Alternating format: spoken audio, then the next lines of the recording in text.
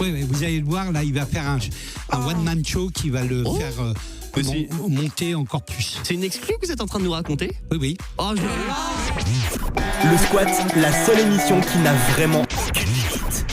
On s'est dit qu'on allait revenir sur vos anciens élèves parce que le Studec, vous l'avez dit, ça existe depuis 93 83.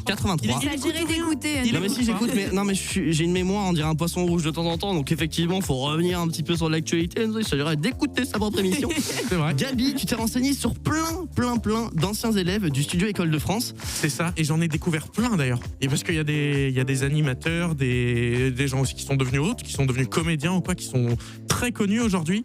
Alors j'ai une liste pas possible, je vais essayer de parler des plus connus, de ceux dont tout le monde, parce que bien sûr il y a plein de noms pour nous, gens qui baignons un peu dans le milieu de la radio, on voit, mais il y en a d'autres qui sont beaucoup plus fermés.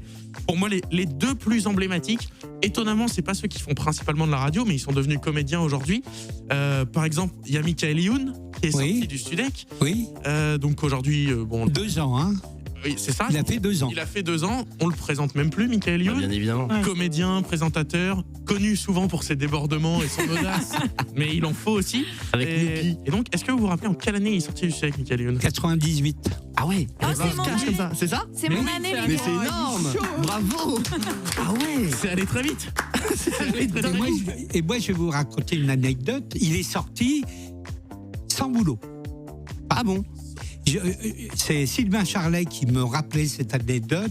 Il y avait la promotion qui partait, qui trouvait tous du boulot. C'était parfait. Et lui, il leur disait au revoir avec les larmes parce qu'il n'avait pas de boulot. Et moi, je me rappelle, au mois d'avril, sa mère m'avait appelé en me disant « Monsieur Marchione, très bien, 2 années, parfait, mais je remets mon fils en école de commerce car il gagnera jamais sa vie dans le métier d'animateur radio. » Elle avait le pif. Elle avait le pif. Et j'ai réussi à la convaincre que Michael avait suffisamment de talent pour qu'il puisse sortir avec un emploi et qu'il puisse réussir une carrière au-delà de ce que font les autres. Et au mois de juin, coup de téléphone de Diffoul qui cherchait un animateur journaliste un peu décalé. Tout dans le rôle de Michael Youn. Et là, Incroyable. j'ai envoyé en casting Michael. Très bien. Je n'ai même pas mis en concurrence avec d'autres. Ouais, et il a été embauché. Et la première année, il a été embauché avec Sophie, Catel et Youn. Puis après, c'était Sophie, Youn et Catel. Et en fin de saison, c'était Youn, Sophie et Catel. Et c'est comme ça qu'il s'est envolé. La même année sort aussi Benjamin Morgan, qui a beaucoup bossé avec Michael Youn, qui était, je crois, producteur du Morning Live. Oui. Tout ça, donc ça, lui aussi, Benjamin. Il était auteur aussi. Ils se sont connus au Studec en 96. Il a quitté en 98. De 96 à 97, c'était les meilleurs ennemis. Ils sont connus vraiment sur la 2e année. D'accord. Incroyable. Et si on remonte aussi, on va remonter un petit peu de quelques années, puisque un autre animateur qui est très décalé, qui sort aussi du Studec, moi je l'ai découvert en préparant cette chronique, c'est Willy Rovelli. Mais non, Alors, il est énorme. Pour ceux qui ne voient pas qui est Willy Rovelli, actuellement il est animateur sur France Bleu. Il a fait beaucoup de choses. Il a fait énormément de choses. Il est aussi connu depuis 2013, je crois, pour être dans Fort Boyard. Ouais, c'est ça. Où il a une chronique complètement décalée, où il joue un chef cuistot qui fait manger tout et n'importe quoi, du moment que c'est pas bon, c'est l'essentiel. Voilà. Donc un animateur très décalé. Il est lui aussi sorti du Studec. Et en quelle année? Je pense qu'il est... Parce que moi, je ne l'ai pas eu sous ma direction. Hein, donc c'était... je pense qu'elle a dû sortir en 93 ou 94. Ouais, 94. Hey, Bravo.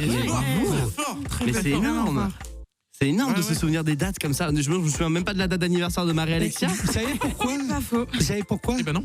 Parce que c'est pas de la démagogie. Je m'intéresse aux gens qui viennent. Ouais, Et voilà, c'est une raison de plus de venir au studio École de France. c'est ça. Non, mais c'est vrai, très familial. Un suivi. C'est qui est derrière, il y a tout un suivi. On n'est pas simplement là pour venir apprendre, c'est que par derrière, on a encore des contacts. Oui. Et franchement, c'est vraiment pour ça que le studio École de France fait vraiment toute la différence. T'as encore des noms? J'en ai plein. Alors, juste pour évoquer ceux avant que Monsieur Marchione ne prenne les rênes du Studec, on a en 90 Patangeli, qui est un très connu, grande voix d'RFM depuis 2004. On a Fred Mussa qui anime Planète Rap depuis des années et des années sur Skyrock.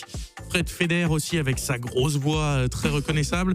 Olivier Ménard pour tous les fans de sport qui est animateur maintenant sur la chaîne L'équipe. Oui. Et on a aussi, alors là ça y est, Monsieur Martin avait les rênes du Sudec à ce moment-là. Fred Testo, le comédien connu pour le SAV des émissions sur Canal, pour son duo avec Omar Sy. Oui. Qui lui est sorti du Sudec, pareil. En quelle année? Alors lui, il a quitté un an plus tôt que Michael Youn, il est parti en 97. Fred a C'est fait fort. qu'une année, mais c'est ouf. ça suffisait parce que... Voilà. C'est dingue, c'est dingue.